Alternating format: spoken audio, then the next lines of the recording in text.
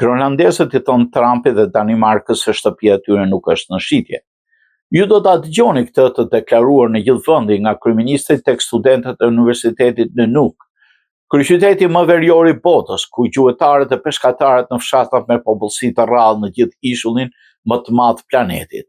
Në fundit, ky është Kalaallit, Nunat, groenlandisht toka e popullit, toka e groenlandezëve. Shumica atyre 57.000 groenlandezëve janë indigjen inuit. Ata krenohen me një kulturë dhe tradita që i kanë ndihmuar ata të mbijetojnë për shekuj në kushte jashtëzakonisht vështira. Në lidhjen e tyre të ngushtë me natyrën, i përket një prej vendeve më të bukurta, të largërta e të paprekura në tokë.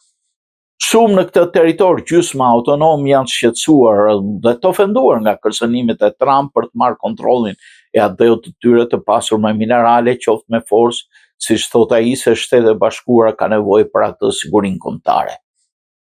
Si mund të ndryshojnë pak fjalë gjithë botën?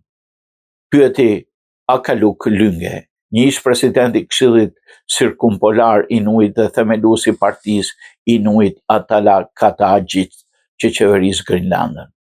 Mund të jetë sepse ai po luan me zjarrin. Ne po shohim një tjetër Shtetet e Bashkuara këtu, një ide dhe dëshira krejtësisht të reja. Grenlanda është jetike për botën, edhe pse shumica e botës mund mos e kuptojë këtë. SBA dhe fuqitë e tjera globale lajmojnë vendodhjen e saj strategjike në Arktik, mineralet e saj të vlefshme të tokës së rrallë, të bllokuar në akullin e nevojshëm për telekomunikacion, miliarda fuqi nafte, potencial për rrugët e transportit etar dhe tregtar, pasi ai akull vazhdon të tërhiqet për shkak të ndryshimeve klimatike. As dhe një nga fansët më të zjarrt të Trumpit në Greenland, i cili i mban me krenari një kapele maga dhe një bluzë zbukuruar me Trump, që pompon grushtin dhe fjalët American Badass, nuk dëshirojnë të jetë amerikan. Po si grenlandesët e tjera i dëshirojnë lidhje më të forta me SBA-n, të hapen për biznes përtej Danimarkës, e cila kolonizoi 300 vjet më parë dhe ende ushtron kontroll mbi politikën e jashtme dhe të mbrojtjes.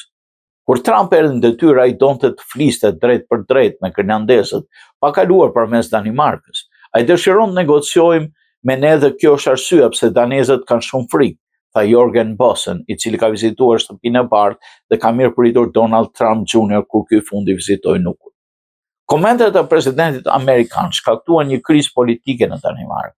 Kryeministri shkoi në një turne nëpër kryeqytetet evropiane për të mbledhur mbështetje, duke thënë se kontinenti u përball me një realitet më të pasigur, ndërsa vendi i saj u zhvendos për të forcuar praninë e tij ushtarake rreth Groenlandës.